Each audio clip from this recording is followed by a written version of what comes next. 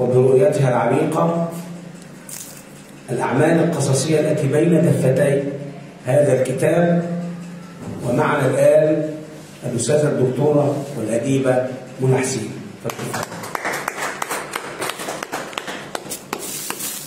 شكرا جزيلا أستاذ سامي، وأهلا بكم جميعا. أهلا بحضرتك والأستاذ فرج أحمد فرج، أهلا بحضرتك. العمل يعني احنا دايما بنهتم بنسميها الكيز او اللي هي المفاتيح بتاعتنا، فيعد الكفر من الغلاف من اهم هذه المفاتيح. يعني هو موفق بشكل كبير. احنا بنتكلم عن امرأة مسروقة، مهم قوي نعرف يعني ايه ونفهم.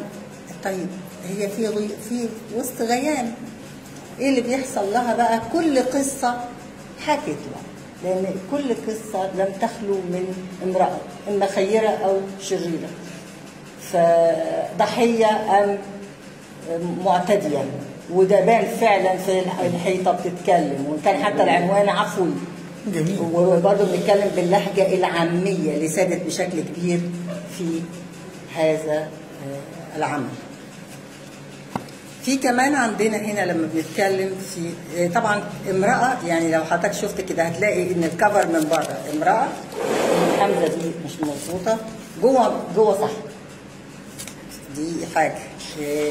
الإهداء إلى النساء الحالمة والحالمات بالإنسانية، دي حالمة وحالمات مع الإنسان، أنا ممكن أختصر واحدة في الكتاب. والمتعايشين والآخرين بقى، المتعايشين مع الكائنات التي في تناغم كوني، ان احنا مؤمنين بان في ناس معانا وبالتالي احنا بنتعامل معاهم، او كل بعالمه، يعني لا نأذيهم ولا يأذونا.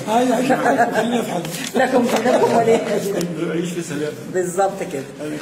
وده اللي بان فعلا في القصه اللي حضرتك اتكلمت فيها عن البيت المسكون، والخبرة ان لما يبقى الاب رجل عسكري وبينتقل الى اللي بنسميها المناطق المائية او المحافظات الحدودية بشكل ما. وطبعا لما بنحكي في هذه الآونة نتكلم في ايام الحرب العالمية واثارها والدبابات المتهالكة وده كانت اماكن دي خطرة اصلا، يعني يكون فيها الغام وقنابل لم تتفجر يعني 54 ساعة. ما هو بقول لحضرتك، ما هي لكن الاثار تيل ناو كانت موجوده. ما انا بقول لحد دلوقتي في البعض، لان هم بينقوا منها الصحراء دلوقتي عشان يستصلحوها وتبقى ليها حياه اخرى. وكان والدي بياخدنا يصورنا مع الحاجات اللي ايوه، فده شفناه. هي المجموعه عندي اتكونت من 7 قصص زي ما اتكلمنا كده. امرأة كرتون، يعني حسيت ان هو بيحلم، هو مفتقد حبيبته وابتدى يحلم بان في تابلو جاي له، وبعد شويه لقي مفيش حاجه، ولا هي ولا التابلو ولا اي حاجه. فلقي ده اللي كان بيدور في مخيلته، ان هو شاف حاجه على الفيسبوك فعلا، تابلو بملامح معينه، وابتدى هو وكانه عنده رغبه في الاقتناء لهذه اللوحة، وبالفعل حتة ثانية. فدي يمكن دي اللي هي الفاني شوية أو اللي هي الرومانتيك شوية. هو عجبني فعلا العمل اللي هو شكل امرأة على وجه امرأة، وجه امرأة كرتون هي صنعتها وحطيتها في الفيسبوك. أيوة. فأنا قلت لها أنا هكتب عن الوجه الجميل ده، أو عجبني هو كشكل فني يعني من الناحية الفنية. أيوة. فطبعا انا ما اعرفش الست اللي عملت الشغل مين، فما كانش ينفع اكتب بشكل فهي جميل كامرأة كرتون. طبعا اللي يشوف كلمة امرأة كرتون دي يقول في ايه، لكن هي لوحة معينة ملامح معينة هو حلم بيها. البيت المسكون واللي بيحصل فيه، يعني انا شايفة ان موضوع يعني الموضوع الجن ده ظهر لي في اكتر من قصة داخل العمل. في البيت المسكون، في شجرة الشيطان، في الحيطة بتتكلم. فاحنا بنشوف في ايه، في عالم معانا بنتعامل معاه او بنهابه او طالما ان هو ما مش بيأثر معانا احنا مش واخدين بالنا. اما ان يحصل اختفاء للخروف بتاعهم الاضحيه بتاعتهم وبعد شويه يرجع لانه موجود في مكان محكم مش في اي بقى. اذا ابتدت تظهر علامات. هل ابتدوا يتضايقوا منهم؟ حصل بعد ما جابوا الراجل السوداني اللي هو قرا تعويذات وعمل رش الميه في اكتر من كورنر في المكان، فبالتالي حصل ان هم وكانه اثرهم. انتوا عايزيننا نمشي ليه؟ ما احنا متعايشين ومفيش حاجه. طب يلا انتوا اللي هتمشوا بقى. فلما جت الرجاله بيشوفوا حاجات لكن بيبقى عندهم ثبات انفعالي كبير وما بيشوفوا ما بيركزوش معاه.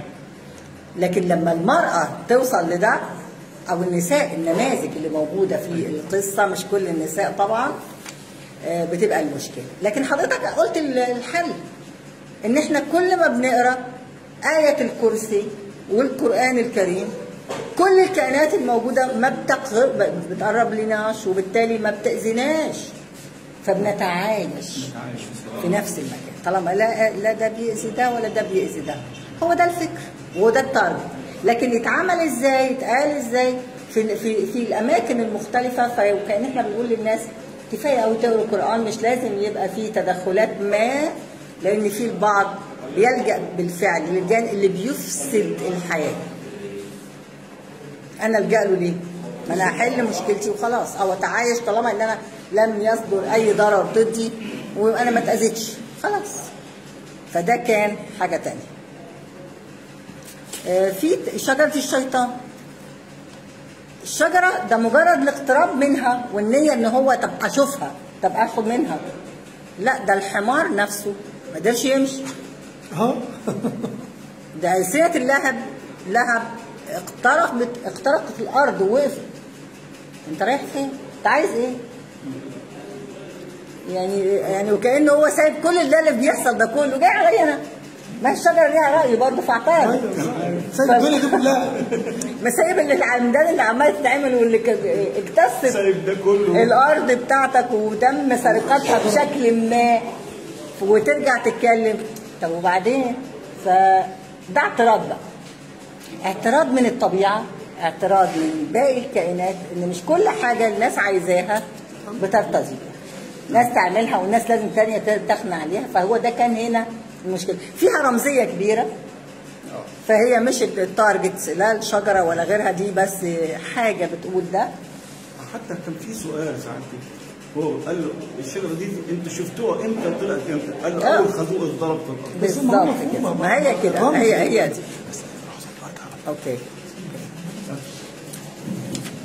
برضو حتى في الحيطة بتتكلم لما بنتكلم عن طمع زوجة الابن في الشقة في أموال الأب اللي هي حاسة إن هو عمره بتاع خلاص ده عايز من الدنيا تاني كفاية عليك كده. عايزين بقى الشقة بيع الشقة وهات لنا الفلوس بتاعتها ونجيب حاجة تانية بيها. شك إنها عملت له عمل. إذا تعاون مع الجان برضه.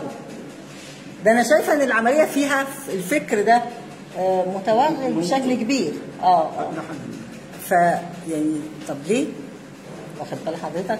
ففي حاجات كده تحس ان فيها ستريس شويه ممكن تكون. بس لما الواحد بيبقى فعلا يعني هو صديقه كان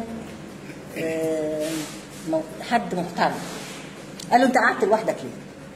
انت لو كنت اتجوزت ما كانش ده حصل. فهو ربطها بالعامل النفسي والتاني رابطها بزوجة الابن اللي ممكن تكون عملت له عمل بتبعد ابنه عنه مش عايزاه يزوره وبتطمع ابنه في ممتلكاته في فلوسه في كل حاجة. فده كان واضح جدا يعني. لكن برضه باستخدام الجن. ده اللي انا عماله اركز والف تاني عليه. امرأة مسروقة عفريت. يعني الولاد الشباب رايحين يزوروا صديقهم في الجامعة وهم رايحين الغفير قال لهم او الاسطول قال لهم ما تروحوش دلوقتي اصبروا النهار ليه عينين زي ما هم اصحابه هناك قالوا له ما تروحش خليك بايت عندنا وروح. فقال ماشي استجاب. ربما هو عنده الخلفيه دي لكن هم ما يعرفوش. انما الراجل بتاع سموها ايه؟ لا السول او المرور اللي بيبقى واقف على على حدود القريه دي. قال لهم اصبروا للنهار لما يطلع. انتوا في الطريق ده فيه مخاطر، هو كبير، قال لهم من 2 ل 3 كيلو. طب ما بيمشوا، ما شباب صغير ويقدر يمشي وحابب انه يمشي، ما عندوش مشكله. لكن المشكله كانت فين؟ كانت في ان هو ممكن يتعرضوا لاي حاجه، اما ان هم اللي بيسرقوا بالليل دول ممكن يبقى مستخبي بقى في الزراعات الطويله زي القصب وزي الذره وزي الحاجات دي، ويطلع عليه يهجموا على الولاد يسرقوهم، او ان هو بالفعل زي ما حصل كده ابتدى يبقى شاهد عيان على جريمه قتل سابقه كان ضحيتها هذا الرجل، وان كان في وضع مش مظبوط زي ما حضرتك اشرت، وبالتالي الضحيه الاخرى هي زوجته اللي اصبحت بلا عائل بلا مأوى، فبقت مباحه. وزي عارف فيلم الارض، على فكره في اكتر من مشهد هنا قريب جدا من فيلم الارض. صريحه البنت الغلبانه دي اللي اترمت في الميه بعد ما حد اذاها، وتوسيع الطريق ومدقات معينه اللي بعدوها عن الشيخ ارض الشيخ ده اللي هو كان يحيى شاهين الشيخ محمد، وادوا لمين بقى ده؟ وخدوا ارض ابو اللي هو محمد ابو ايه؟ ابو سويلم.